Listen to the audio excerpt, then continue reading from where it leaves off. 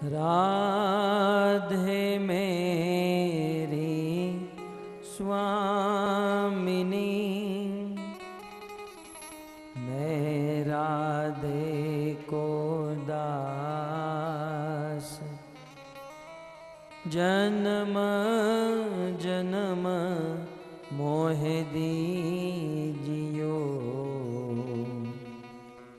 श्री वृंदावन वास। राधा तू बड़ भागिनी, कौन तपस्या कीन, तीनों लोक के नाथ है, सो तेरो आधीन।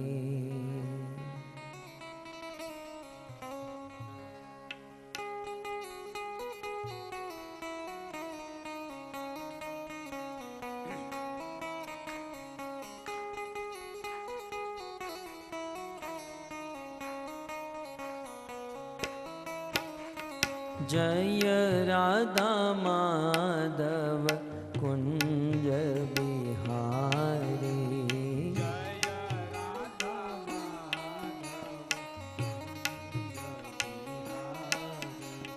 जय राधा माधव कुंज बिहारी, जय राधा माधव कुंज बिहारी, जय राधा माधव कुंज बिहारी, जय राधा माधव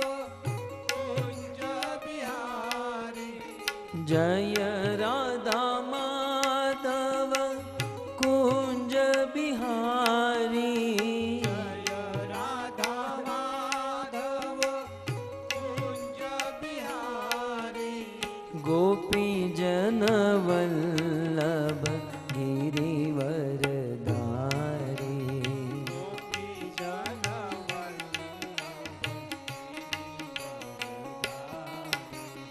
गोपी जन वल्लभ गिरिवरधारी,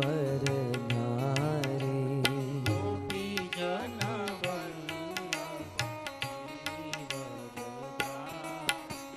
जय राधा माधव कुंज बिहारी, जय राधा माधव कुंज बिहारी,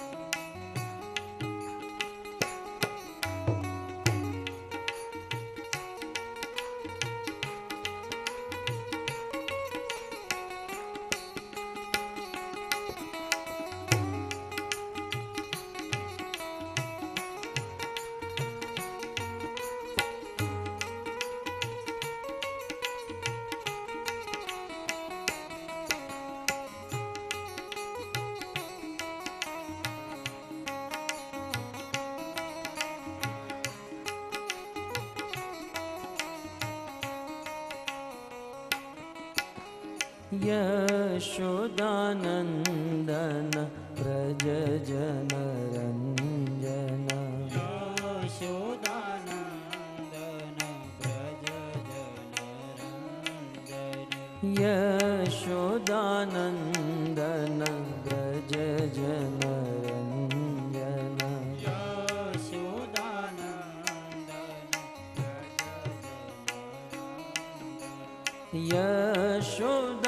यशोदानंदन व्रज जनरंजन,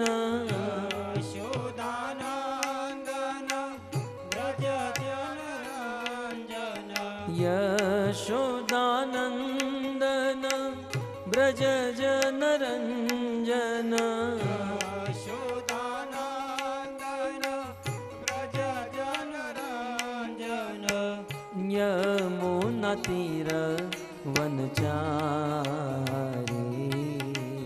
यमुना तीर वनचारी, यमुना तीर वनचारी,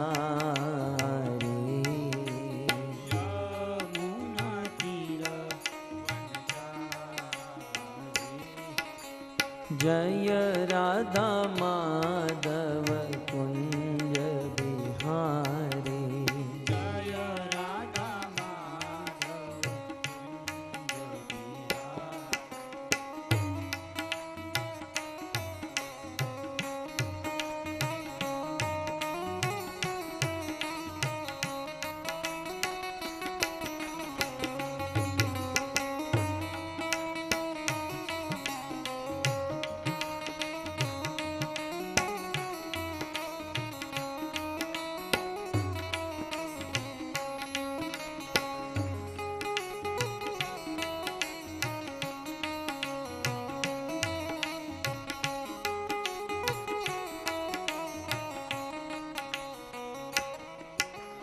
जय राधा माधव कुंज बिहारी। जय राधा माधव कुंज बिहारी। जय राधा माधव कुंज बिहारी।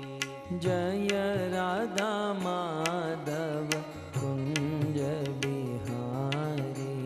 जय राधा माधव कुंज बिहारी। कृष्ण गोविंद गोविंद गोपाल नंद लाल। राधे गोविंद गोविंद गोपाल नंद लाल। गोविंद गोविंद गाइए। गोपाल नंद लाल। राधे गोविंद गोविंद गोपाल नंद लाल।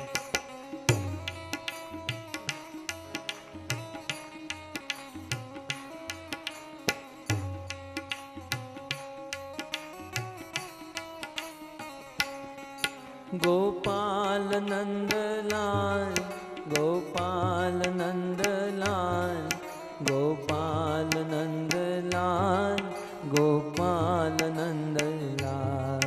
गोपाल नंद लाल। गोपाल नंद लाल। गोपाल नंद लाल। गोपाल नंद लाल। गोपाल नंद लाल गोपाल नंद लाल गोपाल नंद लाल गोपाल नंद लाल। गोपाल नंद लाल। गोपाल नंद लाल। गोपाल नंद लाल। गोपाल नंद लाल। कृष्ण गोविंद गोविंद गोपाल नंद लाल। राधे गोविंद गोविंद गोपाल नंद लाल। कृष्ण गोविंद गोपाल नंद लाल। राधे गोविंद गोविंद गोपाल नंद लाल। गोपाल नंद लाल गोपाल नंद लाल गोपाल नंद लाल गोपाल नंद लाल। गोपाल नंद लाल। गोपाल नंद लाल। गोपाल नंद लाल। गोपाल नंद लाल। गोपाल नंद लाल गोपाल नंद लाल गोपाल नंद लाल गोपाल नंद लाल। गोपाल नंद लाल। गोपाल नंद लाल। कृष्ण गोविंद गोविंद गोपाल नंद लाल। राधे गोविंद गोविंद गोपाल नंद लाल। कृष्ण गोविंद गोविंद गोपाल नंद लाल। राधे गोविंद गोविंद गोपाल नंद लाल। हरे कृष्णा कृष्णा कृष्णा हरे हरे हरे रामो हरे राम राम राम हरे हरे। हरे कृष्णा कृष्णा कृष्णा कृष्णा हरे हरे। हरे राम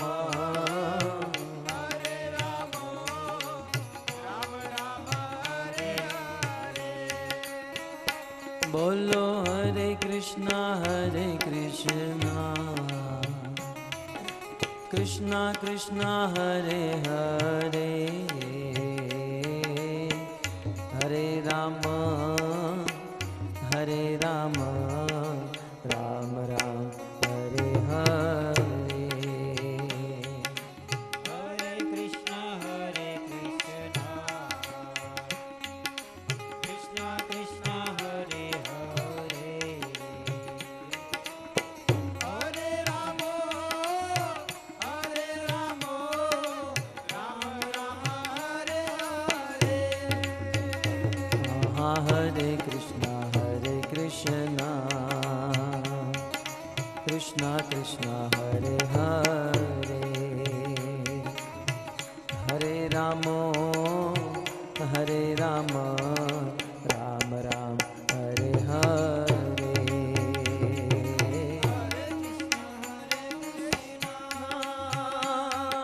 कृष्णा कृष्णा हरे हरे, हरे राम हरे हरे। हाँ हरे कृष्णा कृष्णा कृष्णा हरे हरे, हरे राम राम राम हरे हरे।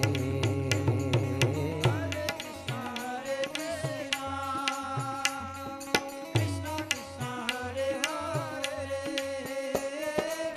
हरे राम राम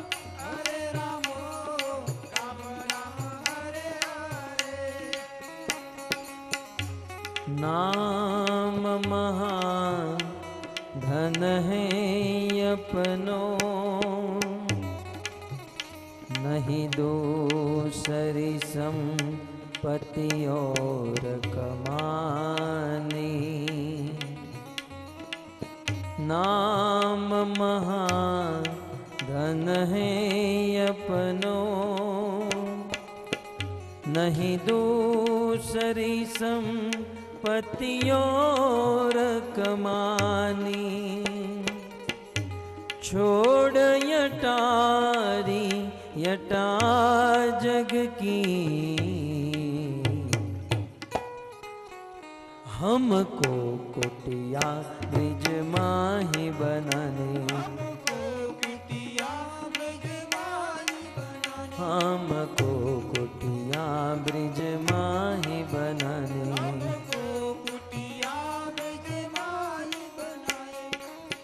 टूक मिले रसिकों की सदा, और पीबन को यमुना जल पानी। टूक मिले रसिकों की सदा, और पीबन को यमुना जल पानी। हमें औरन की परवाह नहीं, अपने ठकुरानी श्री राधिका रानी, अपनी ठकुरानी श्री राधिका रानी,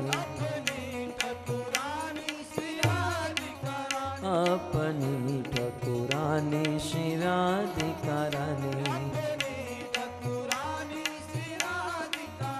हाँ राधा श्याम सुंदर, राधा श्याम सुंदर, राधा श्याम सुंदर राधे। जय श्री राधा श्याम सुंदर, राधा श्याम सुंदर, राधा श्याम सुंदर, राधा श्याम सुंदर राधे।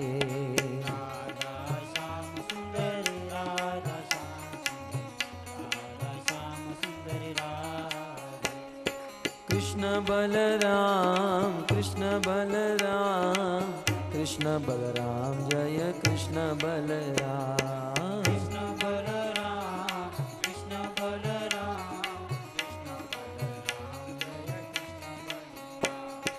कृष्ण बलराम कृष्ण बलराम जय कृष्ण बलराम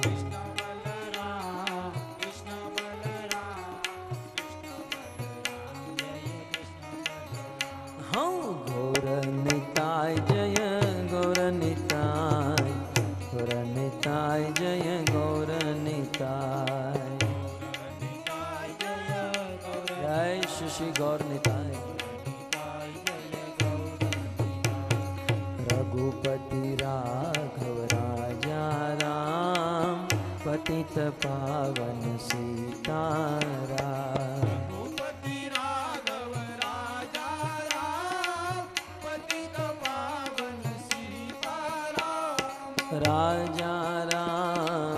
राजा राम पतित पावन सीताराम राजा राम पतित पावन सीताराम राजा राम पतित पावन सीताराम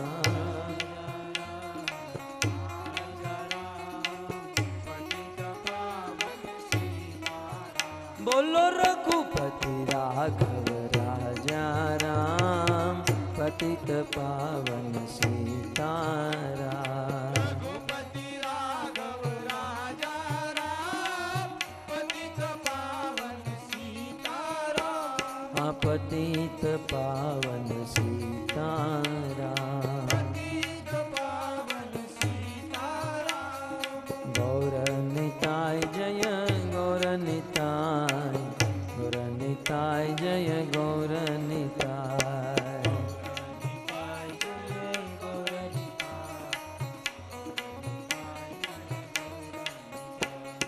प्रभुपद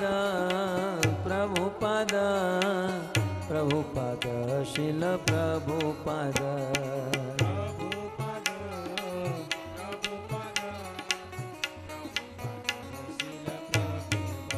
जय प्रभुपद शिल प्रभुपद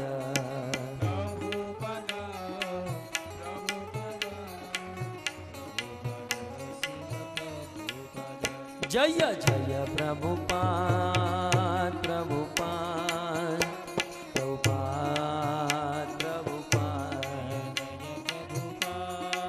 जय श्रील प्रभुपाद निताय गौर हरि बोल हरि बोल हरि बोल हरि बोल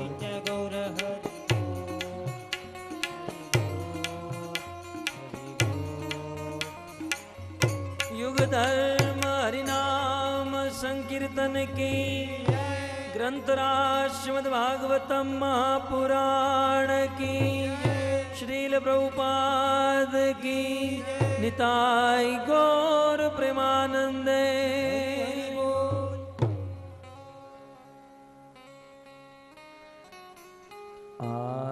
आराध्यो भगवान ब्रजेश तनय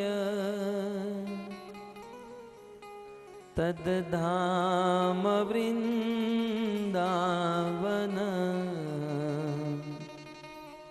रम्या काचिदुपासना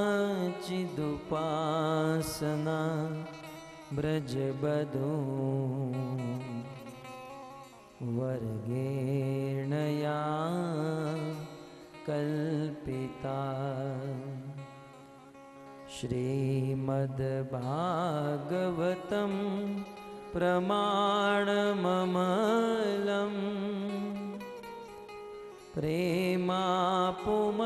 प्रेमापुमतो महान् श्रीचैतन्य महाप्रभु मतमिदं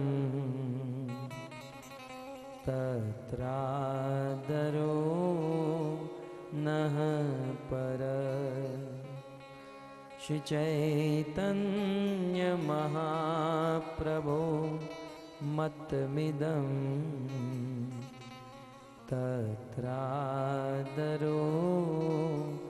नः पर।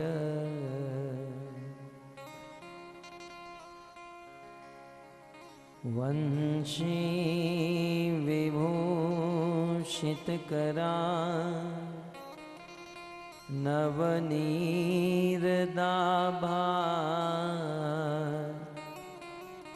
पीताम्बरधरुणबिम्बफलदरोष्ठा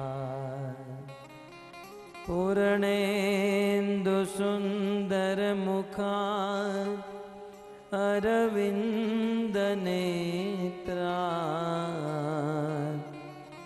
कृष्णात् परं किमपि तत्त्व अहं न जाने। योऽन्तः प्रविश्य मम वाचमिमां प्रसुप्तां सञ्जीवयत्यखिलशक्तिधरस्वदाम्ना। अन्यांश्च हस्तचरण श्रवणत्वगादीन्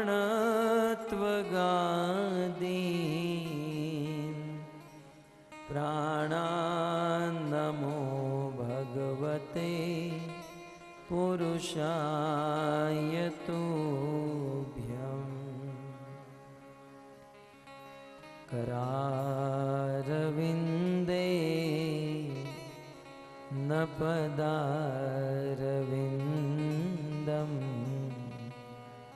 मुखारविन्दे विनिवेशयन्तम्। वटस्य पत्रस्य पुटेशयानम्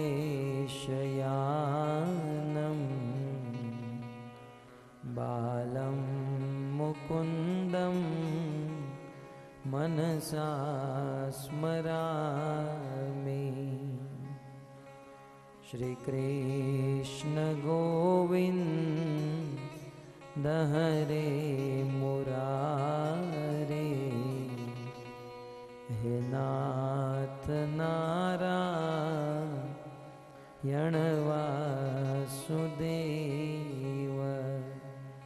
जिह्वे पिबत्स्वामृतमेतदेव।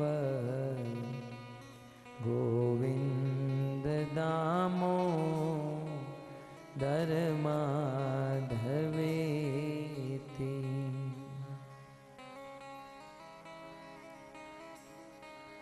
जय जय श्री राधा रमण। जय जय नवल किशोर। जय गोपीचित चोर प्रभु। जय जय माखन चोर। श्री कृष्णचंद्र भगवान की जय। पार्थ सारथी मंदिर के द्वारा आयोजित श्रीमद् भागवत कथा के 6ठ दिवस में हार्दिक स्वागत करते हैं और साथ ही साथ इंटरनेट के माध्यम से अनेकों भक्त ये कथा सुन रहे हैं। उन भक्तों का भी हम स्वागत करते हैं जो यहाँ से बहुत दूर है परंतु भागवत कथा सुनने के बहुत इच्छुक है, जिज्ञासु है और अपना कीमती समय निकालकर इंटरनेट के माध्यम से यह लाइव कथा सुन रहे हैं। उनका भी हम स्वागत करते हैं महामंत्र से। हरे कृष्णा कृष्ण कृष्ण हरे हरे, हरे राम राम राम हरे हरे।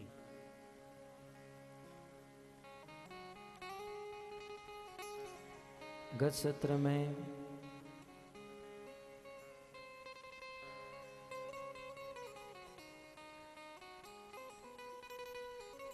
भगवान श्री कृष्ण का जन्म हुआ था। इफेक्ट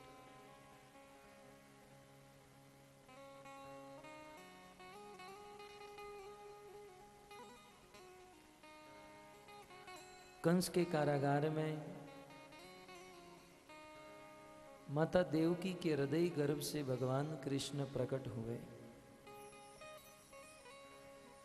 श्री सुखदेव गोस्वामी कहते हैं, जब भगवान कृष्ण प्रकट हुए, मॉनिटर ये वाला बाहर का कम कर दो थोड़ा, यामाहा।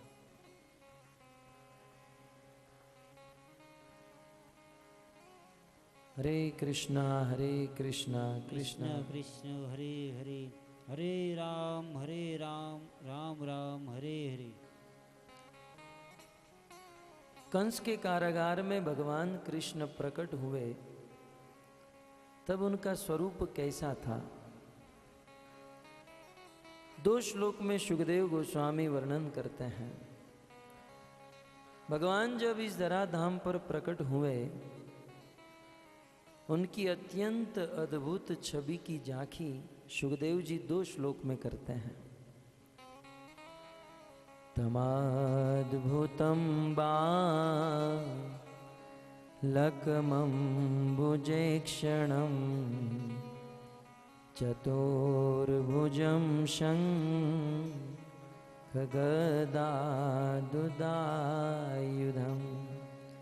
श्रीवत्सलक्ष्मं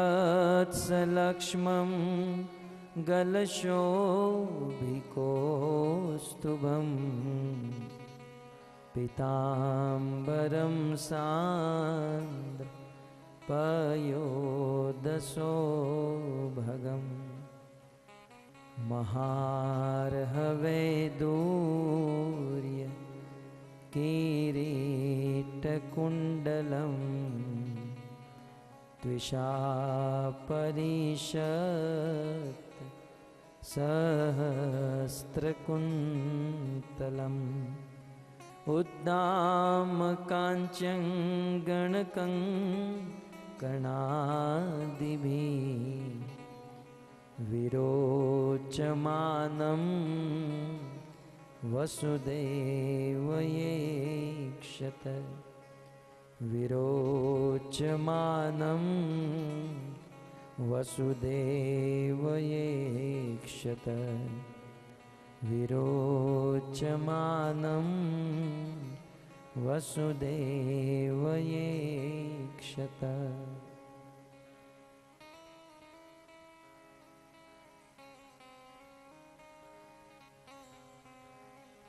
विरोचमानं वसुदेव ऐक्षत। सुखदेव जी कहते हैं, जब भगवान कृष्ण कंस के कारागार में देवकी के हृदय गर्भ से प्रकट हुए, भगवान किसी माता के गर्भ में नहीं, हृदय में प्रकट होते हैं। जैसे संसार का जीव जहां से मल मूत्र पसार होता है, उस मां के गर्भ में 9 महीने तक रहता है। भगवान अपने भक्तों के या मां के गर्भ में नहीं, वे हृदय गर्भ में रहते हैं। और देवकी के हृदय गर्भ से जब कृष्ण प्रकट हुए, तो उस समय देवकी मूर्छित अवस्था में थी। और कृष्ण को प्रकट होते ही सबसे पहले वसुदेव जी ने देखा। सुखदेव जी कहते हैं, विरोचमानं वसुदेवयेक्षत विरोचमानं वसुदेवयेक्षत विरोचमानं वसुदेव ऐक्षतः। वसुदेव जी ने देखा।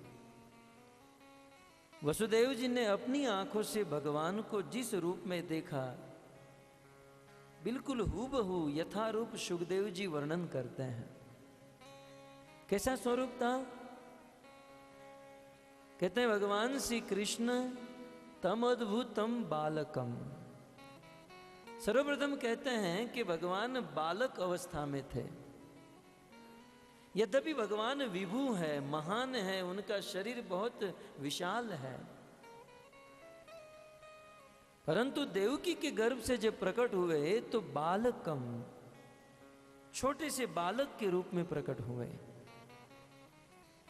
परंतु भक्त तो यह मत समझिएगा जैसे आज का साधारण बालक जन्म लेता है उस प्रकार भगवान जन्म लिए होंगे।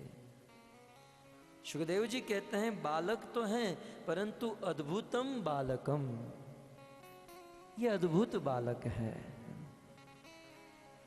क्योंकि संसार का साधारण बालक जब जन्म लेता है तो रोते रोते जन्म लेता है,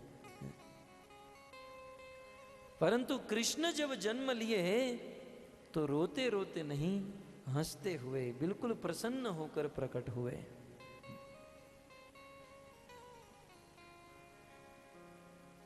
और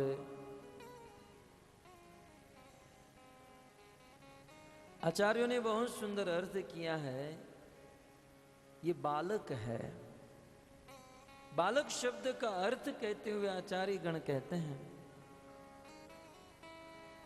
बाल का अर्थ होता है हमारे शरीर के बाल, और क का अर्थ है ब्रह्मा। ब्रह्मा जी को हमारे शास्त्रों में व्याकरण में क कहा गया है, क्योंकि वर्णमाला का प्रथम अक्षर क है और सृष्टि के प्रथम जीव ब्रह्मा है, इसलिए ब्रह्मा को क कहा जाता है। तो बाल का अर्थ होता है ये शरीर के बाल, और क माने ब्रह्मा। ये कोई साधारण बालक नहीं, ये अद्भुतम बालकम, अर्थात ये ऐसा बालक है जिसके बाले बाले ब्रह्मा प्रकटे हैं, जिसके प्रत्येक बाल पर ब्रह्मांड और ब्रह्मा प्रकट होते हैं। ये ऐसा बालक है, अद्भुतम बालकम।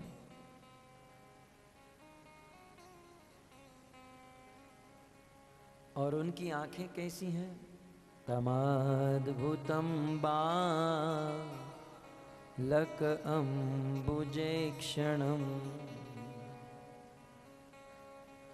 वसुदेव जी की दृष्टि सर्वप्रथम उस भगवान कृष्ण के आंखों के ऊपर गई। आंखें कैसी हैं? कहते हैं कमल के समान, कमल की पंखुड़ी के समान सुंदर आंखें हैं।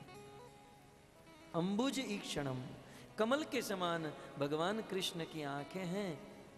चतुर्भुजम शंख गदा दुयायुधम, और चतुर्भुज, दो भुजा नहीं है, उस समय भगवान की 4 भुजा थी, और चारों भुजा में एक एक वस्तु थी, शंख चक्र गदा और पद्म। शिवत्स लक्ष्मम गलशोभी कौस्तुभम, भगवान के वक्षस्थल पर बहुत सुंदर लक्ष्मी जी का चिन्ह था, और जन्म से ही कृष्ण के गले में कौस्तुभ मणि लगा हुआ था। पीताम्बरम, बहुत सुंदर वस्त्र धारण किया था, पीले रंग का पीताम्बरम। और शरीर का रंग कैसा था? सांद्र पयोद सौभगम। आकाश में बादल में जब पानी भर जाता है, जब बादल घने हो जाते हैं, तो उस जलधर मेघ के समान, उस जलधर बादल के समान नीले रंग का भगवान का देह है, शरीर है। इतना ही नहीं, महारह वैदुर्य किरीट कुंडलम, भगवान श्री कृष्ण ने अपने मस्तक पर कीमती कीमती हीरे मोतियों का मुकुट धारण किया हुआ था, और दोनों कानों में मकराकुत कुंडल धारण किए थे।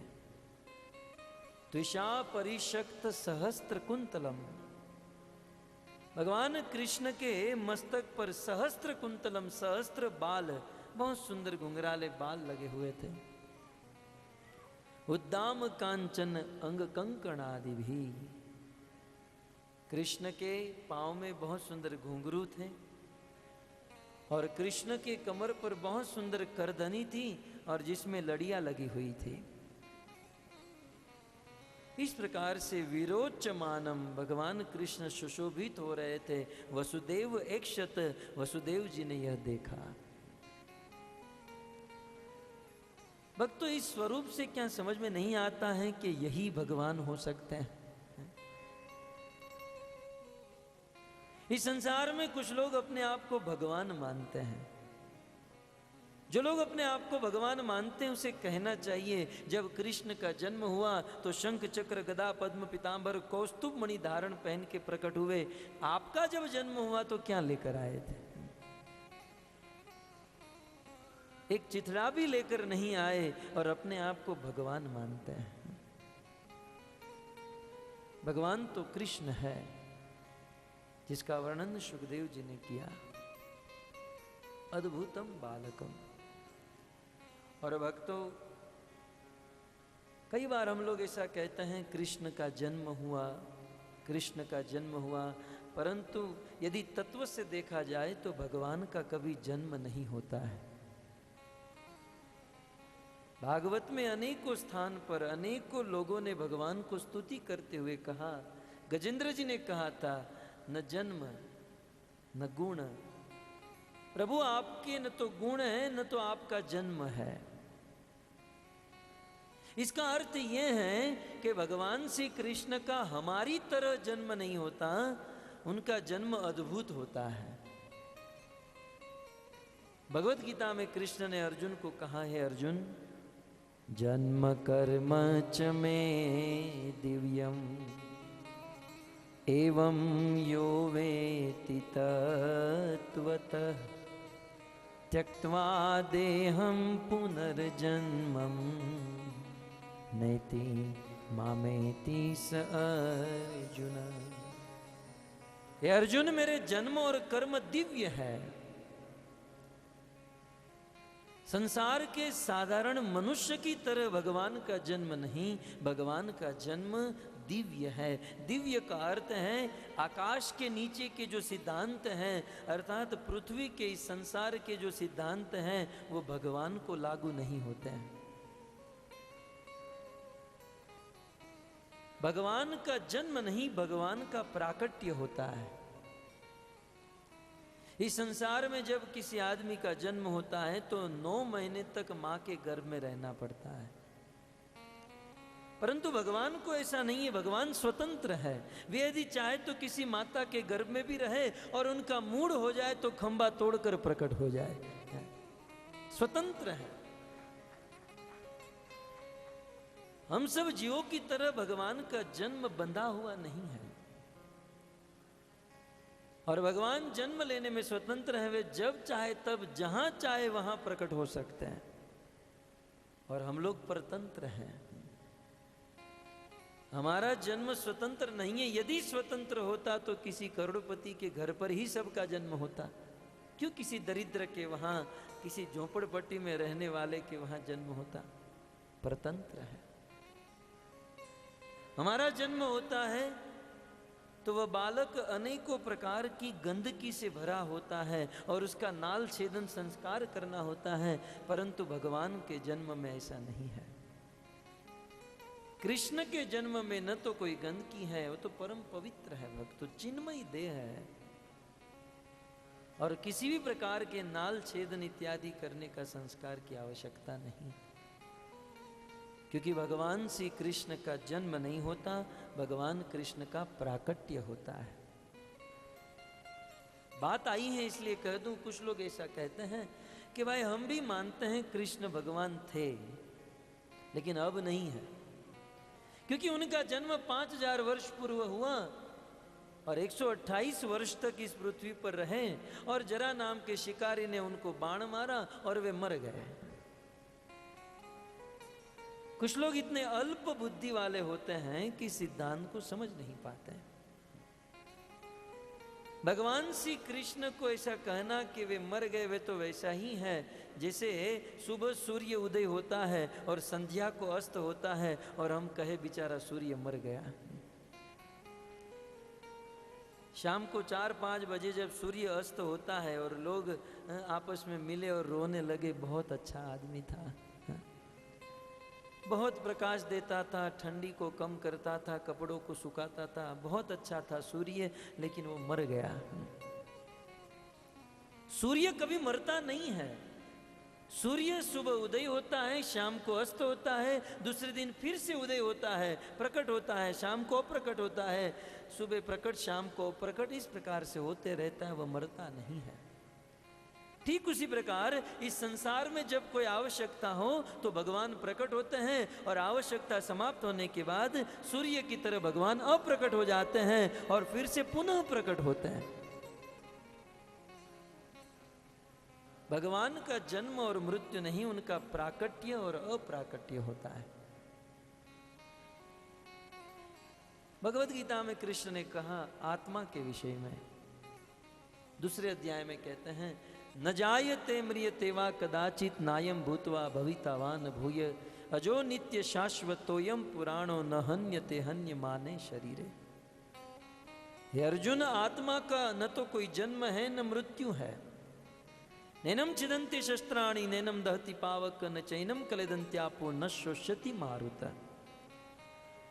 आत्मा को शस्त्र के द्वारा काटा नहीं जा सकता, अग्नि के द्वारा जलाया नहीं जा सकता, पानी के द्वारा भिगोया नहीं जा सकता, वायु के द्वारा सुखाया नहीं जा सकता। अच्छेदोयम दाह्योयम क्लेदो शोष्येव च नित्य सर्वगत स्थाणुर अचल अयम सनातन।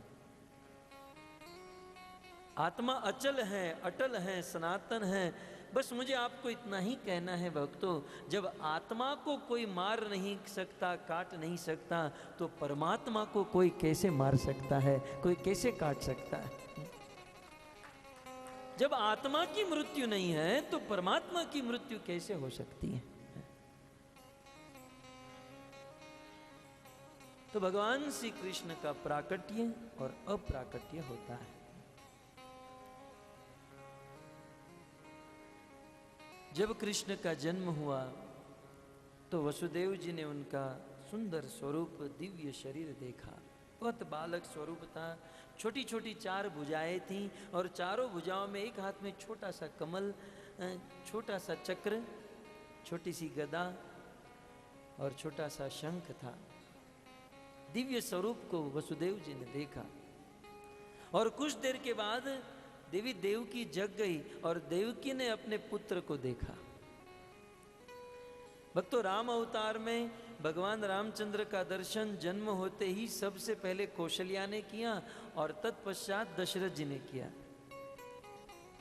परंतु कृष्ण लीला में सर्वप्रथम कृष्ण का दर्शन वसुदेव जी ने किया और तत्पश्चात देवकी जी ने किया। परम सुंदर अपने श्याम सुंदर पुत्र को देखकर देवकी प्रसन्न हो गई, अपने स्तन का दूध पिलाने लगी। परंतु 6 पुत्र मारे गए हैं, यह बात स्मरण होते ही देवकी के मन में भय उत्पन्न हुआ कि कंस यहां पर आकर मेरे पुत्र को कहीं मार न दे। जब अपने माता पिता को भयभीत होते हुए देखा तब भगवान कृष्ण ने देवकी और वसुदेव के पूर्व जन्म की कथा सुनाई।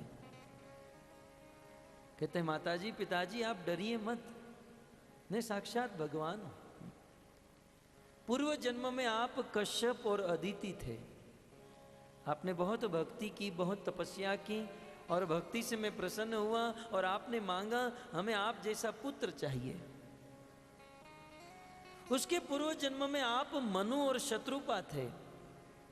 हजारों वर्ष तक तपस्या किए और मेरे जैसे पुत्र की कामना किए, परंतु जब मैं आशीर्वाद देकर, वरदान देकर अपने धाम में गया और जब सोचा कि मेरे जैसा पुत्र तो इस संसार में और कोई नहीं है, क्योंकि उपनिषद में लिखा है एको एव अद्वितीय, भगवान एक है और ऐसा दूसरा और कोई नहीं है। और मैंने आपको वरदान दिया था, इसलिए मैं ही इस जन्म में आपका पुत्र बनकर प्रकट हुआ। आप चिंता मत कीजिए। परंतु देवकी और वसुदेव जी के हृदय में वात्सल्य भाव उदित हो रहा था और वात्सल्य भाव के चलते उनके हृदय में कंपकपी हो रही थी। तब भगवान कृष्ण ने कहा, माताजी पिताजी, यदि आप कंस के भय से डर रहे हो तो एक काम कीजिए, मुझे आप गोकुल छोड़ाइए। गोकुल में ब्रज के राजा नंद बाबा रहते हैं। नंद बाबा के पास 9 लाख गाय है। पिताजी मैं नंद बाबा के वहां रहूंगा और 9 लाख गाय है, दूध दही माखन रोज खाऊंगा और इतना बलवान बनूंगा, बड़ा होकर यहां आऊंगा, कंस को मारकर आपको कारागार से मुक्त करा दूंगा। आप मुझे गोकुल छोड़ाइए। देवकी और वसुदेव को कृष्ण की बात बहुत अच्छी लगी, क्योंकि उनके मन में तो भय था। 6 पुत्र को अपने आंखों के सामने मरते हुए देखा था। यद्यपि भगवान कृष्ण कंस के भय से मरने वाले नहीं थे, परंतु आचार्य ने लिखा है, अनिष्ट शंकिनी बंधुरिदयानी, अपने पुत्र की या अपने स्नेही जन के अनिष्ट को सोचकर उस प्रिय के हृदय में कष्ट होता है, भयभीत चिंता होती है। जैसे एक माँ अपने बच्चे को स्कूल में भेजती है, बच्चा छोटा सा है, बारिश हो गई या बच्चा देरी से घर पर आ रहा है, तो माँ के हृदय में अनेकों प्रकार के विचार होते हैं। क्या हुआ होगा, मेरा बेटा क्यों नहीं आया होगा। ये प्रेम है। इसी प्रेम के चलते देवकी और वसुदेव को भय हो रहा था। भगवान कृष्ण ने सुझाव दिया, वसुदेव जी को यह सुझाव अच्छा लगा। उसी समय वसुदेव जी कृष्ण को मथुरा से गोकुल ले जाने के लिए तैयार हुए। वहां पर एक बहुत सुंदर एक रेशमी वस्त्र पड़ा था। वसुदेव जी ने उस वस्त्र को उठाया और उस वस्त्र में कृष्ण को रखा। कृष्ण को लेकर वसुदेव जी चलने लगे, परंतु देवकी को छोड़ने की इच्छा नहीं हो रही है। देवकी बार बार वसुदेव जी को रोक रही हैं, अपने बेटे को स्तन का पान करा रही हैं। बार बार वसुदेव जी के कदम रुक रहे हैं। अब विचार कीजिए भक्तों, संसार का साधारण बालक जिसमें कोई गुण नहीं, कुछ नहीं, एक साधारण बालक है, लेकिन फिर भी उस बालक में कितनी आसक्ति होती है हमारी। अखिल ब्रह्मांड नायक भगवान कृष्ण चिन्मयी देह लेकर जब प्रकट हुए तो किस प्रकार से देवकी की इच्छा होगी उनको छोड़ने की। परंतु अपने हृदय पर पत्थर रखकर देवकी ने सौंप दिया अपने बेटे को। और जैसे ही वसुदेव जी ने कृष्ण को अपने हाथ में उठाया, भक्तों आश्चर्यमयी घटना, वसुदेव जी के हाथों में बेड़ी लगी हुई थी। जब किसी को जेल में बंद करते हैं ना, और वह कैदी जब बहुत खूंखार होता है, तब उनके हाथ और पांव में बेड़ियां बांध देते हैं, लोहे की जंजीर। वसुदेव जी के हाथों में और पांव में लोहे की जंजीर कंस ने बांधी हुई थी। जैसे ही कृष्ण को हाथ में लिया, वह जंजीर का बंधन खुल गया, वह बेड़ियां अपने आप खुल गई, अपने आप खुल गई। और कृष्ण को लेकर जैसे ही वसुदेव जी चलने लगे, कंस के कारागार में अनेकों दरवाजे थे, अनेकों कपाट थे, वे सारे कपाट दरवाजे अपने आप खुलने लगे। एक आचार्य ने बहुत सुंदर कहा, जिस भगवान श्री कृष्ण का नाम यदि कोई अपनी जिह्वा पर ले लेता है, यदि कोई कृष्ण का नाम अपनी जिह्वा पर ले लेता है, तो उनका मुक्ति का दरवाजा खुल जाता है। साक्षात कृष्ण वसुदेव जी के हाथ में है और कंस के कारागार का दरवाजा खुल जाए, ये कौन सा बड़ा आश्चर्य है, ये कौन बड़ी बात है। उस कंस के कारागार के द्वार खुल गए और कंस के कारागार में जितने भी सिपाही थे, जितने भी सैनिक अनुचर थे, वे सब लोग घोर निद्रा में, योग माया में मोहित होकर सो गए। कृष्ण को लेकर वसुदेव जी चलने लगे और चलते चलते उस कारागार से बाहर निकले। जैसे ही बाहर निकले आकाश में बादल, और बादलों ने जब कृष्ण को देखा तो परम प्रसन्न हो गए। बादल गरजने लगे। बादल के गरजने का कारण यही है, बादल ने देखा कि आज भगवान इस पृथ्वी पर प्रकट हुए हैं और भगवान के शरीर का रंग हम बादलों जैसा है। अतः आगे आने वाले बड़े बड़े कवि, विद्वान, शास्त्रकार भगवान के अंगों की उपमा हम बादलों के साथ देंगे। हमारी उपमा भगवान के साथ होगी, ये सोचकर बादल प्रसन्न हो गए और प्रसन्न होकर गरजने लगे। और इतना ही नहीं, बादलों ने सोचा कि आज भगवान का जन्म हुआ है, आज साक्षात भगवान का प्राकट्य हुआ है और भगवान के जन्मदिन हमें भगवान को कुछ उपहार देना चाहिए, कृष्ण को कुछ भेंट देनी चाहिए। अब बादलों के पास है क्या? बादलों का धन पानी माना जाता है, जल ही बादलों का धन है। अतः कृष्ण को भेंट देने के लिए बादल से बारिश होने लगा। बादल गरजने लगे और साथ ही साथ वर्षा करने लगे। बादल के गरजने का और एक कारण बताया गया।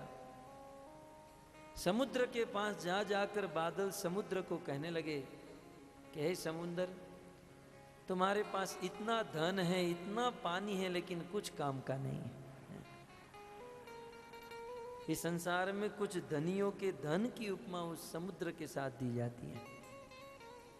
अगाध मात्रा में जल है लेकिन एक गिलास भी पी नहीं सकते हैं।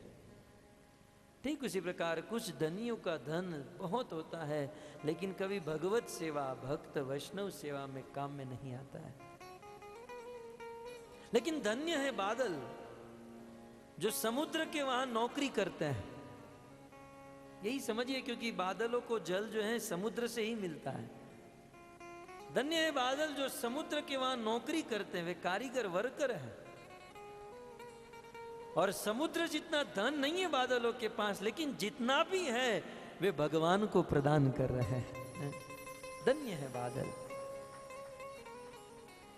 और इसीलिए तो उनका नाम भागवत में आ गया।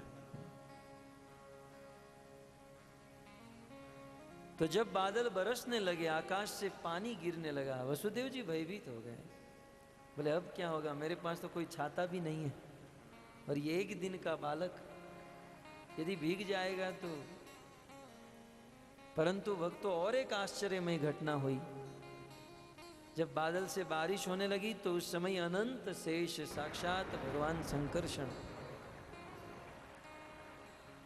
बलराम जी सर्प का रूप लेकर वहां पर प्रकट हो गए और छाता बनकर वसुदेव जी के ऊपर चलने लगे। छाता बनकर वसुदेव जी के पीछे पीछे चलने लगे और भगवान श्री कृष्ण को एक बूंद भी स्पर्श नहीं होने दी। यह लीला करके बलराम जी ने यह सिद्धांत स्थापित किया, बलराम जी ने यह दिखाया कि लीला की दृष्टि से भले मैं छोटा हूं, लीला की दृष्टि से मैं बड़ा भाई हूं। कृष्ण और बलराम दोनों भाई हैं और दोनों में बलराम जी बड़े हैं, कृष्ण छोटे हैं। बलराम जी ने यह सोचा कि लीला की दृष्टि से मैं बड़ा हूं और कृष्ण छोटे हैं, परंतु तत्व की दृष्टि से कृष्ण बड़े हैं और मैं छोटा हूं। भक्तों, तत्व यह है, कृष्ण जो है पूर्ण पुरुषोत्तम, सर्व अवतारी, सर्वोपरि है। और कृष्ण के प्रथम स्वरूप जो है वो है बलराम। ताहर द्वितीय देह श्री बलराम, कृष्ण के दूसरे स्वरूप हैं बलराम। और बलराम जी से ही संकर्षण, वासुदेव, अनिरुद्ध और प्रद्युम्न प्रकट होते हैं। और बलराम जी से जो महासंकर्षण है और उसी से भगवान विष्णु प्रकट होते हैं। और फिर विष्णु से ब्रह्मा और ब्रह्मा से यह सृष्टि। तो मूल भगवान कृष्ण हैं और कृष्ण के प्रथम स्वरूप बलराम जी हैं। बलराम जी ने सोचा कि लीला की दृष्टि से मैं बड़ा भाई हूँ, परंतु तत्व की दृष्टि से मैं छोटा हूँ, और छोटे का धर्म है बड़े की सेवा करना। तो आज मेरा बड़ा भाई कृष्ण बारिश के पानी में भीग रहा है, तो अब ये जीवन कब काम में आएगा। ये सोचकर बलराम जी छाता बनकर उनके मस्तक पर चलने लगे, उनके पीछे पीछे चलने लगे। आपके मन में प्रश्न हो सकता है कि तत्व से बलराम जी छोटे हैं, तो फिर लीला से क्यों बड़े हैं? वैसे इस लीला के पहले जितने भी अवतार हुए, उन सभी अवतार में बलराम जी छोटे रहे, कृष्ण बड़े रहे। राम अवतार में ही ले लीजिए, भगवान रामचंद्र बड़े हैं, लक्ष्मण जी छोटे हैं। एक दिन की बात, रावण का वध कर देने के बाद जब भगवान रामचंद्र अयोध्या के राजा बन गए, तो लक्ष्मण जी भगवान रामचंद्र के पास आए और निवेदन करने लगे, बोले प्रभु जीवन भर तक मैंने आपकी सेवा की, आपको प्रसन्न रखा, और आज तक मैंने आपसे कुछ नहीं मांगा प्रभु। मैं मेरे जीवन में बस एक चीज आपसे मांगना चाहता हूं। भगवान रामचंद्र ने कहा मांगो लखन, जो चाहिए मांग लो। लक्ष्मण जी ने कहा भैया बस मुझे आपसे यही निवेदन करना है कि आने वाली लीला में यदि मैं आपका भाई बनूं तो बड़ा भाई बनना चाहता हूं, मैं छोटा भाई बनना नहीं चाहता हूं, मुझे बड़ा भाई बनना है। भगवान रामचंद्र ने कहा क्यों क्यों आपको बड़े भाई बनकर प्रकट होना है?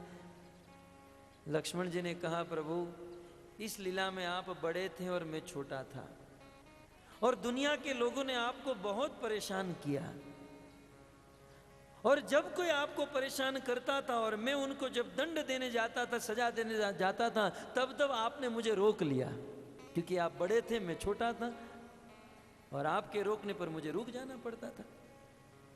प्रभु यदि मैं बड़ा भाई होता तो दुनिया की कौन ताकत आपको वन में भेज सकती थी? तो छोटा रहा, इसलिए ये सब कुछ सहन करना पड़ा आपको।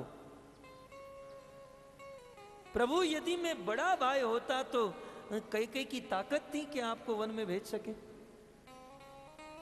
वास्तव में भगवान रामचंद्र के ऊपर जब जब उंगली उठी, भगवान रामचंद्र को जब जब किसी ने कष्ट दिया, तो राम से अधिक कष्ट लक्ष्मण जी को होता था।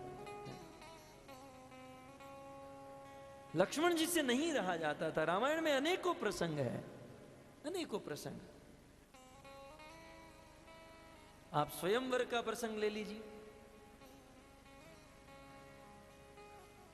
जब विश्वामित्र के यज्ञ की रक्षा करके विश्वामित्र जी राम और लक्ष्मण को लेकर वन के मार्ग से जनकपुर में पहुंचे, और जनकपुर में राजा जनक स्वयंवर सभा आयोजित किए थे। राजा जनक की एक बहुत सुंदर कन्या थी जिनका नाम था सीता। वैसे सीता जो थी वो राजा जनक की कन्या का जन्म धरती से हुआ। भक्तों राम को जन्म देने वाली कौशल्या हो सकती हैं, कृष्ण को जन्म देने वाली देवकी हो सकती हैं, लेकिन सीता को जन्म दे ऐसी मां ही इस जगत में नहीं मिली। सीता कौन है, सीता के विषय में बताना बहुत मुश्किल है। गोस्वामी तुलसीदास जी की कलम रुक गई, परंतु भक्तों हम इतनी कल्पना कर सकते हैं कि इस ब्रह्मांड की सारी सहनशीलता को आप एकत्रित करो तो सहनशीलता की मूर्तिमान मूर्ति है देवी सीता।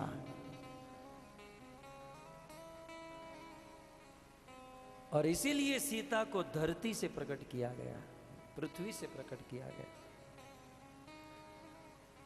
जनक जी को पृथ्वी से प्रकट हुई थी देवी सीता। और जब शिव जी ने त्रिपुरासुर का वध किया, और वध करके जो उनका पिनाक धनुष था, हमारे इतिहास में 3 धनुष फेमस हो गए। भगवान विष्णु का सारंग, अर्जुन का गांडीव और शिव जी का पिनाक। शिवजी ने अपने इस पिनाक धनुष से त्रिपुरासुर का वध किया और यह धनुष परशुराम जी को प्रदान कर दिया। और एक दिन राजा जनक परशुराम जी के पास गए तो वह पिनाक धनुष परशुराम जी ने जनक जी को दे दिया। जनक जी उस धनुष को परशुराम जी से महेंद्र पर्वत से अपने घर पर लाना चाहते थे। उस धनुष की डिलीवरी करने के लिए 10,000 सिपाही लगे थे। वह धनुष इतना लंबा चौड़ा और बड़ा था, इतना भारी था। 10,000 लोग उस धनुष को हट्टे गट्टे मोटे थे और क्रेन लगाकर कैसे भी उठाकर उस धनुष को लेकर जनकपुर में आए। इतना भयंकर धनुष था। लेकिन एक दिन की बात, देवी सीता मंदिर का मार्जन कर रही थी। उस समय सीता जी 5 साल की थी। 5 साल की उम्र में वह बेटी मंदिर मार्जन कर रही थी और मार्जन करते करते देखा कि धनुष के नीचे बहुत मिट्टी लगी हुई है। तो उस समय सीता जी ने अपने बाएं हाथ की एक उंगली से धनुष को ऊपर किया और नीचे जो भी मिट्टी लगी थी कपड़े से साफ कर दिया। जनक जी ने यह दृश्य देखा और सोच में पड़ गए। बोले, जिस धनुष को 10,000 लोग उठाकर यहां पर रखे, उस धनुष को सीता ने एक उंगली से उठा लिया। निश्चित ये सीता कोई साधारण कन्या नहीं, ये साक्षात भगवान की शक्ति है। और भगवान की शक्ति भगवान के पास ही रहनी चाहिए। इसलिए आगे चलकर इनका विवाह मैं कराऊंगा तो भगवान के साथ। लेकिन मुझे कैसे पता चलेगा भगवान कौन है? तो उसी समय जनक जी ने अपने मन में सोच लिया कि सीता ने एक उंगली से धनुष को उठाया, इस दुनिया में इस धनुष को उठाने वाला ही भगवान होगा और जो धनुष उठाएगा उसी के साथ सीता का विवाह कराऊंगा। तो जब सीता 16 साल की हुई, विवाह करने की जब उम्र हुई, तो जनक जी ने स्वयंवर सभा का आयोजन किया। देश विदेश में सब जगह पर निमंत्रण भेजा। हजारों लाखों राजा महाराजा वहां पर उपस्थित हो गए और विश्वामित्र जी राम और लक्ष्मण को लेकर उस सभा में गए। गोस्वामी जी ने ऐलान किया, जैसे राम और लक्ष्मण को लेकर विश्वामित्र उस सभा में प्रवेश हुए, जिनकी रही भावना जैसी प्रभु मूर्ति तिन देखी तैसी। प्रभु मूरत तिन देखी तैसी। जैसे ही भगवान रामचंद्र उस स्वयंवर सभा में प्रवेश हुए, लोगों की जैसी भावना थी उस भावना के अनुसार भगवान रामचंद्र का दर्शन किया। उस सभा में कुछ महान राजा महाराजा बैठे थे। जो महान राजा महाराजा थे उन्होंने भगवान रामचंद्र को साक्षात वीर रस धारण करके प्रकट हो चुका है इस रूप में दर्शन किया। कुटिल राजाओं ने भयानक मूर्ति के रूप में दर्शन किया। राक्षसों ने अपने काल के रूप में भगवान को देखा। नगरवासियों ने मनुष्य में श्रेष्ठ भगवान को देखा। बड़े बड़े विद्वानों ने विराट स्वरूप के रूप में भगवान को देखा। और जनक जी के सजातीय जो कुटुंबी जन थे उन्हें अपने संबंधी के रूप में भगवान को देखा। जनक और उनकी पत्नियों ने भगवान रामचंद्र को अपने बच्चे के समान, पुत्र के समान देखा। और बड़े बड़े योगियों ने भगवान रामचंद्र को परम तत्व के रूप में देखा। और उस सभा में कुछ भगवान के भक्त बैठे थे, तो हरि भक्तों ने भगवान रामचंद्र को अपने इष्ट उपास्य के रूप में दर्शन किया। किसी ने पूछा, सब ठीक है, सीता ने किस रूप में राम को देखा? गोस्वामी जी कहते हैं, जगत जननी माता सीता ने भगवान रामचंद्र को जिस रूप में देखा वह सीता जानती हैं या राम जानते हैं, तीसरा कोई नहीं जान सकता है। तो विश्वामित्र राम और लक्ष्मण को लेकर उस सभा में प्रवेश हुए। विश्वामित्र जी को देखकर जनक जी अपने स्थान पर खड़े हुए, नीचे उतरे और विश्वामित्र राम लक्ष्मण को लेकर उच्च आसन पर विराजमान किए। जैसे ही राम लक्ष्मण को उच्च आसन पर बिठाए न, सभी राजा महाराजा ईर्ष्या करना शुरू हो गए। बोले लो, ये दूध पीते बच्चे ये शिव जी का धनुष तोड़ने आए हैं। जो भी है, क्या हम उनसे कम हैं? राजा को उन बच्चों को हमारी लाइन में बिठाना चाहिए, हमसे ऊपर क्यों बिठाया? मैं कहता हूं हमसे ऊपर आसन पर क्यों बिठाया? इस संसार में भी कुछ लोग बड़े बड़े अभिमानी होते हैं। उनको अपनी उम्र का अभिमान होता है कि ये कल का बच्चा क्या भागवत कथा सुनाएगा। हम 60 साल के बूढ़े इतने अनुभवी हैं। भजन करने के लिए, भक्ति करने के लिए उम्र मायने नहीं होती है भक्तों, ज्ञान मायने होता है। तो उन राजा महाराजा जो थे वो ईर्ष्या करने लगे। उनमें से कुछ राजाओं ने कहा, छोड़ो ना यार, जिस कार्य के लिए आए हैं उस पर कंसंट्रेट करो। वो नीचे बैठे ऊपर बैठे हमें क्या मतलब है? हम तो सीता को लेने आए हैं ना, अपना काम करके चलो यहाँ से। ठीक है, छोड़ो उसे। सब लोग अपना अपना स्थान ग्रहण कर लिए और उस समय मंत्री ने इशारा किया, बंदी मागध गण आए। बंदी मागध गण आए और जनक जी की बिरदावली गाने लगे और ऐलान किए कि यहां पर शिव जी का धनुष जो है परम पराक्रमी है, महान धनुष है। और सभी राजाओं को कहने लगे, हे राजा महाराजाओं, आप लोग इस सभा में चंद्रमा के समान चमक रहे हो, परंतु ये शिव जी का धनुष राहु के समान है।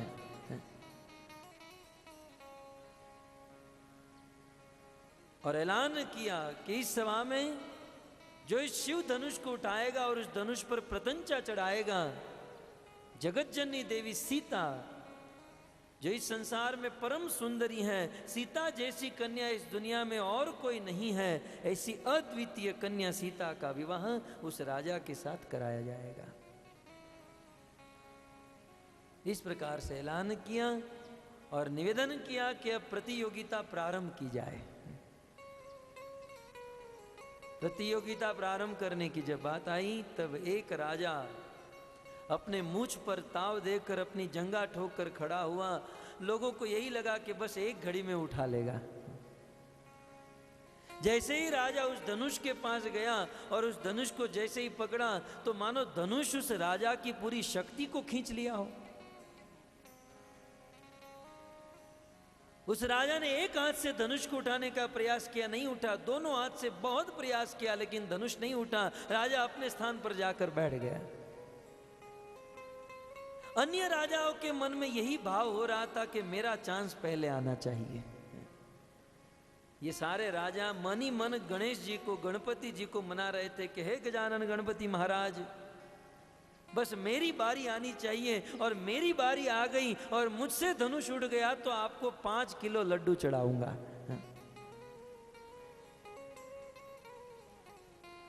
परंतु उस राजा को पुनः अपने मन पर विश्वास नहीं होता था और कहते थे, हे गजानन गणपति महाराज,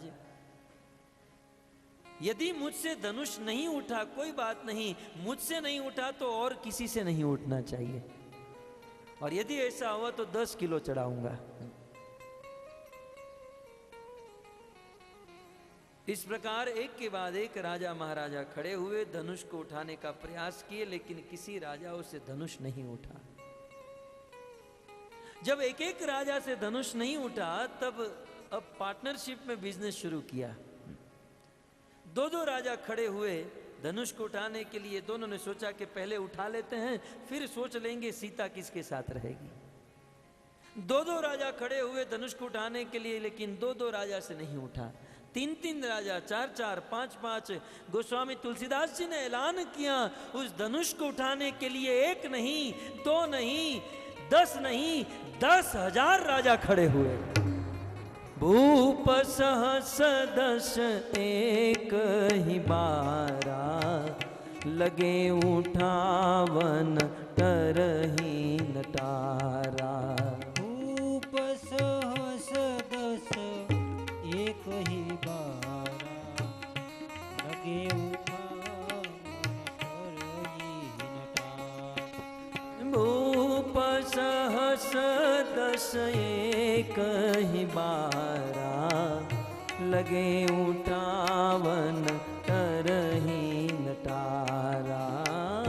भूप सहस दस एक ही बारा, लगे उठावन तरही नटारा।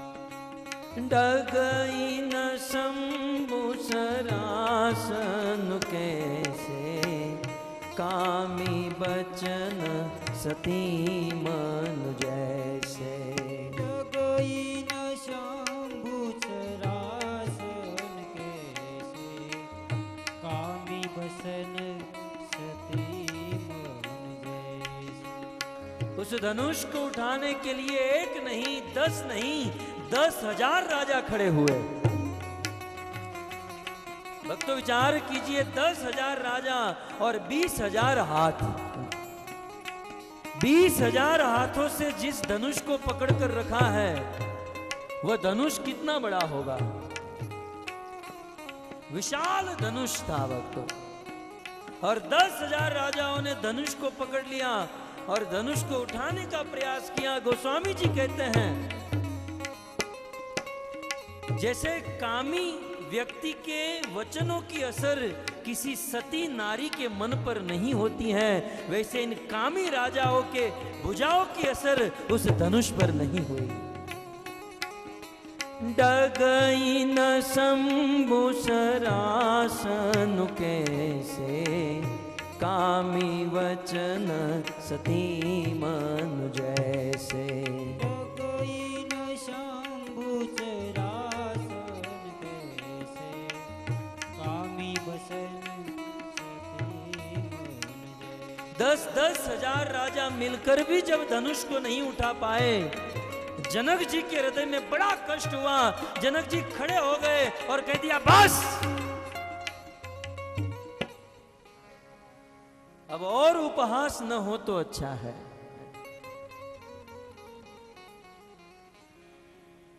दस 10,000 लोग खड़े होकर भी आप धनुष नहीं उठा पा रहे हो, बहुत लज्जा की बात है। जनक जी के वचन बहुत कष्ट से निकल रहे थे, दुखी होकर बोल रहे थे।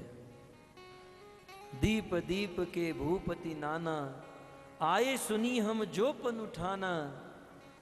देव धनुष धरी मनुज शरीरा, विपुल वीर आए रणवीरा। जनक जी कहने लगे, इस सभा में द्वीप द्वीप से अनेकों राजा महाराजा आए हैं, और मैं यह भी जानता हूं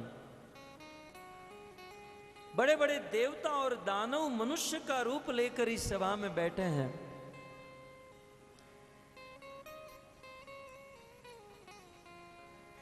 मैंने यह सोचकर कि इस संसार में बड़े बड़े क्षत्रिय हैं, बड़े बड़े वीर हैं, और आप में से कोई इस धनुष को उठा लेगा, लेकिन धनुष को उठाने की बात तो दूर रही, आप लोग धनुष को तिल बार भी हिला नहीं पाए।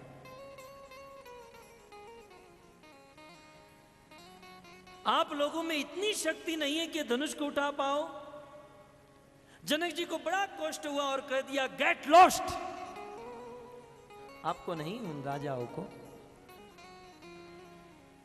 बड़े कष्ट में होकर जनक जी ने कहा, अपनी भाषा में कहा, तजऊ आस निज निज गृह जाऊं। इस सभा को छोड़कर, इस स्थान को छोड़कर सब लोग अपने अपने घर वापस लौट जाओ। अब जनक जी ने जब ऐसा कहा तो उन राजाओं को खड़े होकर अपने अपने घर चले जाना चाहिए था,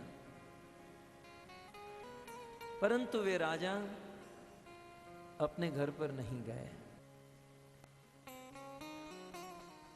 जब 10,000 राजाओं से वह धनुष नहीं उठा, जनक जी के हृदय में बड़ा कष्ट हुआ और कह दिया सब लोग अपने अपने घर पर चले जाओ। परंतु राजाओं ने अपने मन में सोचा वे जनक जी के कहने पर उनको चले जाना चाहिए था, लेकिन वह राजा जो अच्छे राजा थे वो तो चले गए, लेकिन जो कुटिल राजा थे बैठे रहे। यह सोचकर कि अब हमसे धनुष नहीं उठा तो किसी राजा से नहीं उठा, बाकी बच्चे हैं ये 2 लड़के, तो हमसे नहीं उठा तो क्या ये बच्चों से उठेगा? और जब किसी से धनुष नहीं उठेगा तो राजा जनक अपनी बेटी को कुंवारी तो रखेंगे नहीं। और उस समय यदि राजा जनक ऐसा ऐलान करे कि भाई सीता हाथ में वरमाला लेकर चलेगी, जिसके गले में वरमाला डाले उनके साथ विवाह होगा, शायद उसमें हमारा चांस लग जाए। यह सोचकर वह कुटिल राजा महाराजा वहां पर बैठे रहे। परंतु जब जनक जी के बार बार कहने पर राजा नहीं खड़े हुए तो जनक जी को बड़ा क्रोध आया। बोले परशुराम जी का परशु चलने के बाद मुझे लगता है इस दुनिया में क्षत्रिय का विध्वंस हो चुका है। परशुराम जी का परशु चलने के बाद इस संसार में कोई वीर नहीं बचा, वीर विहीन महिमे जानी। इस संसार में वीर कोई नहीं है, इस सभा में कोई वीर नहीं, सब लोग नपुंसक है। जब इस प्रकार से जनक जी के मुख से वचन निकले तो भक्त लक्ष्मण जी से नहीं रहा गया। तो अनंत शेष के अवतार हैं, और जिस सभा में भगवान श्री रामचंद्र बैठे हो उस सभा में जनक जी ने कह दिया कि वीर विहीन महिमे जानी, यहां पर वीर कोई नहीं है। लक्ष्मण जी के हृदय में बड़ा कष्ट हुआ, और जैसे सर्प की पूंछ पर किसी का पांव आ जाए और फुफकार मार के खड़ा हो जाए, लक्ष्मण जी अपने स्थान पर खड़े होकर राजा जनक के सामने आकर कहते हैं बस महाराज बस, अब एक शब्द भी आगे न निकले। जिस सभा में रघुकुल के एक दिन का बालक भी बैठा हो उस सभा में ऐसे शब्द बोलने की कोई हिम्मत नहीं करता। और आज इस सभा में सूर्यवंशी रघुकुल नंदन राम बैठे हैं और आप ऐसे वचन बोल रहे हैं। अरे आपकी ये शिव धनुष की क्या बात करूं, यदि मेरे बड़े भाई मुझे आज्ञा दे तो इस पृथ्वी को गेंद की तरह उठा लूं और ऐसे पटकूं कि उसके टुकड़े टुकड़े हो जाए। यदि मेरे भाई मुझे आज्ञा दे तो सुमेरु पर्वत को मूली की तरह उखाड़ लूं और 100 योजन तक दौड़कर चला जाऊं। यदि मेरे भाई मुझे आज्ञा दे तो इस धनुष को उठाने की बात तो दूर रही, उसे उठाकर दौड़ने लगूं। और यदि मेरे भाई मुझे आज्ञा दे ये सारे पराक्रम कर दो, और यदि न कर पाऊं तो जीवन भर हाथ में कटोरा लेकर भीख मांगूं। जब इस प्रकार से लक्ष्मण जी क्रोधित हुए, आक्रोश में आ गए, लक्ष्मण जी के वचन की असर वातावरण के ऊपर हो गई और सब कुछ डोलने लगा। लक्ष्मण सकोप वचन जेई बोले, डगमगानि मही दिगज डोले। लखन सकोप वचन जेई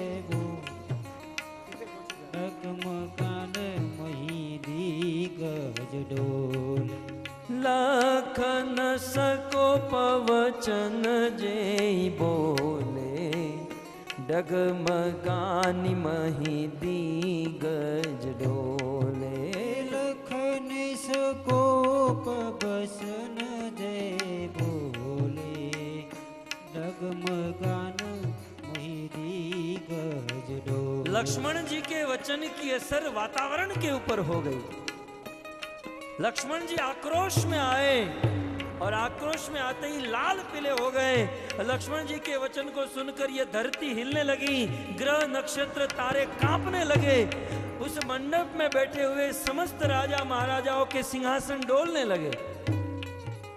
भक्तों उस समय सब कुछ हिल रहा था, ग्रह नक्षत्र तारे सब कुछ, राजाओं के सिंहासन, सब लोग हिल रहे थे। बस 2 चीज वैसी की वैसी, एक भगवान रामचंद्र और दूसरा धनुष। सब लोग कांप रहे थे, सब लोग हिल रहे थे, लेकिन दो अपने स्थान पर फिक्स थे, एक भगवान राम और एक धनुष। तब लक्ष्मण जी की नजर अपने बड़े भाई के ऊपर गई। भैया भैया मैं इतना लाल पीला हो गया हूं और आपको कुछ हो नहीं रहा है, उठा लो धनुष को और दिखा दो जनक को। तब भगवान श्री रामचंद्र जी ने कहा, लखन मुझे भी उठाना है, लेकिन गुरु जी की आज्ञा नहीं है। बिना आज्ञा के मैं कैसे धनुष को उठा सकता हूं। लक्ष्मण जी ने कहा, प्रभु आपको कुछ हो नहीं रहा है, मैं इतना लाल हो गया, कुछ तो करो आप। भगवान रामचंद्र ने बहुत सुंदर कहा, लखन लखन आकाश में जब सूर्य उगता है तो पहले लालिमा आती है और फिर सूर्य उदय होता है। लखन लालिमा आ चुकी है, थोड़ी ही देर में सूर्य उदय होने जा रहा है। योग समय और स्थिति को देखकर विश्वामित्र ने भगवान रामचंद्र को आज्ञा दी। और प्रसंग तो बहुत लंबा है भक्तों, आप इतना ही समझिए। भगवान श्री रामचंद्र उस धनुष के पास गए, अपने पिता को, माता पिता को याद कर कर, गुरुदेव के चरणों में प्रणाम करके और शिव जी से क्षमा मांगते हुए उस धनुष को तोड़ दिए। लेकिन जैसे ही धनुष टूटा ना भक्तों, जैसे ही धनुष टूटा, सबसे ज्यादा आनंद लक्ष्मण जी को हुआ। लक्ष्मण जी अपने आसन पर बैठे थे, कूदकर सीधे जनक जी के आसन पर। बोले, बताओ महाराज, आप कह रहे थे यहां पर वीर कोई नहीं है, देख लिया, देख लिया ना कौन वीर कौन नहीं। और महाराज ये तो एक धनुष था, दूसरा है तो मुझे दीजिए, बड़ा बड़े ने तोड़ा, छोटा छोटा तोड़ेगा। लक्ष्मण जी पूर्ण उत्साह में। लेकिन जब धनुष टूटा और जनक जी ने इशारा किया और सीता जी अनेकों सखियों के साथ भगवान रामचंद्र के पास आई, हाथ में वरमाला लेकर। अब भगवान श्री रामचंद्र का कद देवी सीता से 1 फुट अधिक था और 1.5 फुट का मुकुट था। सीता हाथ में वरमाला लेकर राम के सामने खड़ी है और राम को माला पहनाना चाहती है, लेकिन 2.5 फुट हाइट ऊपर है, अब हाथ पहुंच नहीं रहा है। सीता ने बार बार इशारा किया, आंखें झुकाई, भाई थोड़े झुको में डाल दूं, लेकिन भगवान राम तो सीधे खड़े हैं, क्योंकि राम चरित्र ही ऐसा है भक्तों, सीधे साधे भोले भाले। कृष्ण होते तो 10 बार झुक गए होते, पहनाने की जरूरत नहीं पड़ी होती, वो लेकर पहन लिए होते। बाहर बच्चों को जरा शांत कीजिए।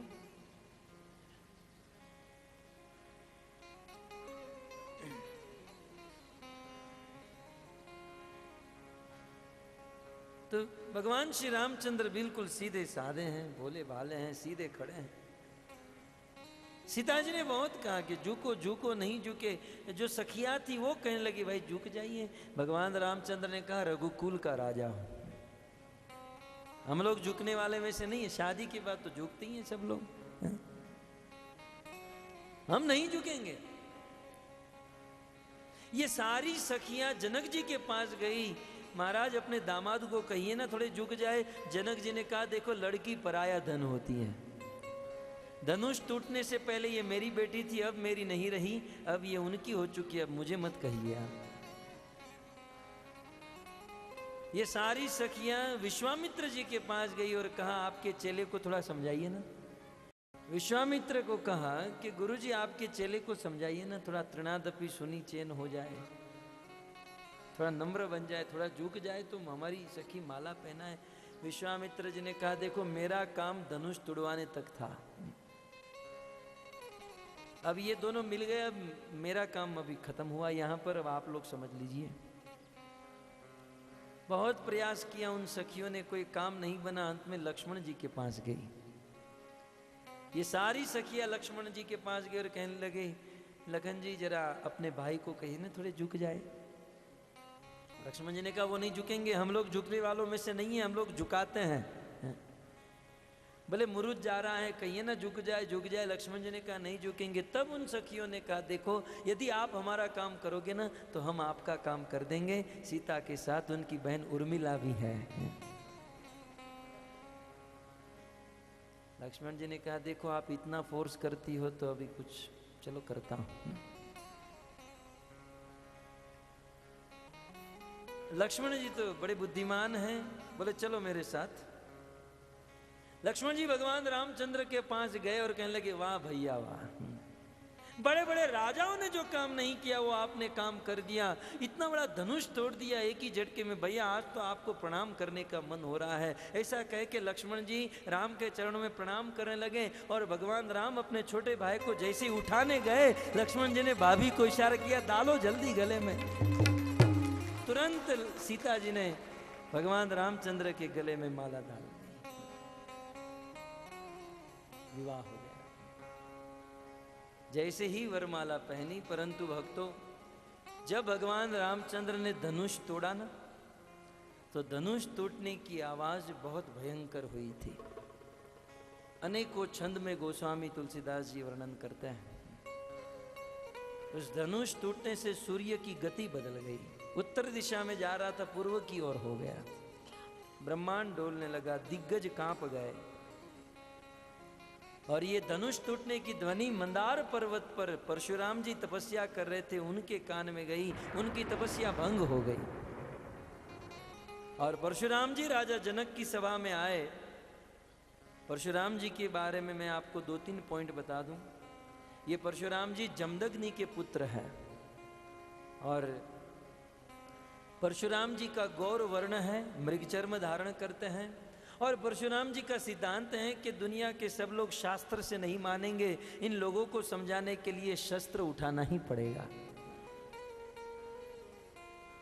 परशुराम जी ने शस्त्र उठाया और 21 बार संसार के क्षत्रियों का विध्वंस किया था।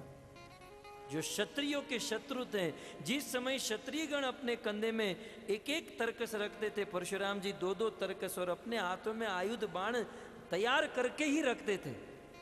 वो बंदूक का घोड़ा चढ़ाकर ही रखते, न जाने कब जरूरत पड़ जाए। तो इतने क्रोधी, इतने आक्रोश में और उनकी तपस्या भंग हुई। परशुराम जी राजा जनक की सभा में आए और इतने सारे क्षत्रियों को देखा। परशुराम जी क्रोधित, मूढ़ जनक, इतने सारे क्षत्रियों को एकत्रित करके क्यों रखा है? जनक जी ने कहा महाराज मेरी बेटी की शादी भी न कराऊं, बेटी का विवाह कराने के लिए स्वयंवर का आयोजन किया था। इस प्रकार से जब जनक जी उत्तर दे रहे थे तो विश्वामित्र भगवान श्री रामचंद्र का परिचय देने के लिए उनको आगे किए। जैसे भगवान रामचंद्र आगे हुए और परिचय देने लगे कि सीता का विवाह राम के साथ आज तय हो चुका है, परशुराम जी की नजर राम के ऊपर गई तो बाजू में धनुष टूटा हुआ पड़ा था और वह धनुष परशुराम जी ने गिफ्ट किया था जनक को। तो जब वह शिव जी का महान धनुष टूटा हुआ परशुराम जी ने देखा तो अत्यंत क्रोध में आ गए। मूढ़ जनक, ये शिव धनुष किसने तोड़ा है? जिस किसी ने यह शिव धनुष तोड़ा है उसे इस सभा से अलग करो, और नहीं करोगे तो जहां तक तेरी पृथ्वी का यह राज्य है उसे छिन्न भिन्न कर दूंगा। परशुराम जी के इस क्रोध को देखकर वे अन्य राजा महाराजा चिंता करने लगे कि जिस समय जनक जी ने कहा था कि आप लोग अपने अपने घर पर चले जाओ, उस समय यदि चले गए होते तो अब तक तो घर पे पहुंच गए होते। लेकिन ये इतनी बड़ी आफत अब यहां पर आ गई है और इसका परशु जब चलता है तो सारे क्षत्रियों को उठा लेता है, कहीं परशु न निकाल दे। सारे राजा महाराजा टेंशन में और परशुराम जी की दृष्टि धनुष पर। किसने धनुष तोड़ा? बार बार पूछ रहे धनुष किसने तोड़ा। अब जनक जी कैसे कहेंगे मेरे दामाद ने तोड़ा? तो अवसर देकर भगवान रामचंद्र बड़े प्रेम से, सौम्य स्वभाव से और सॉफ्ट वाणी से परशुराम जी को कहने लगे कि महाराज ये शिव धनुष कोई तोड़े वह कार्य तो आपका सेवक ही कर सकता है, आपका सेवक ही यह कार्य कर सकता है। तब परशुराम जी का क्रोध बढ़ा।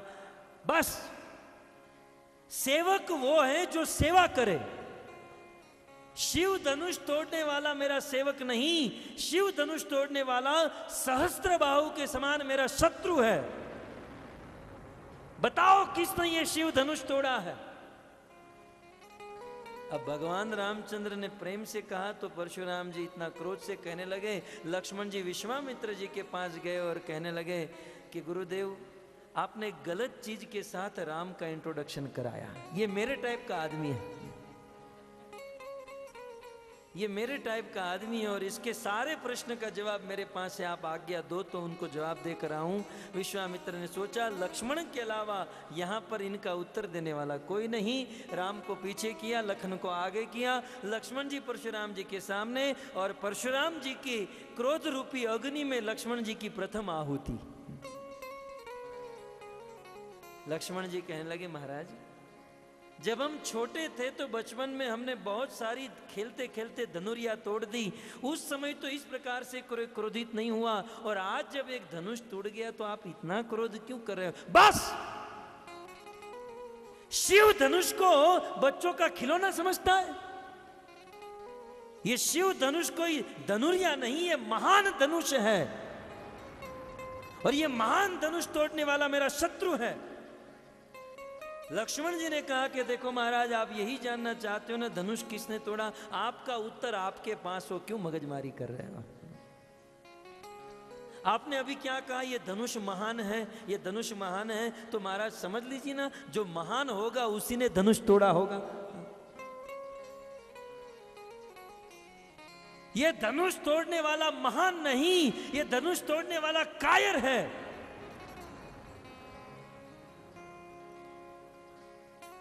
ये धनुष तोड़ने वाला कायर है। जब इस प्रकार से कहा तो लक्ष्मण जी की और एक आहुति। कहा महाराज आप सन्यासी हो, आप त्यागी हो, आप विरक्त हो, हैं? और सन्यासी को वैराग्य शोभा देता है। आप जैसे सन्यासी इस धनुष में आसक्त रहे, आप जैसा आसक्त मैंने आज तक नहीं देखा। परशुराम जी को आसक्त कहना ये मौत को निमंत्रण देने के बराबर था। और जब लक्ष्मण जी ने कहा कि आपकी इस धनुष में इतनी ममता, इतनी आसक्ति, बस हे जनक समझा इसे मैं कौन हूं?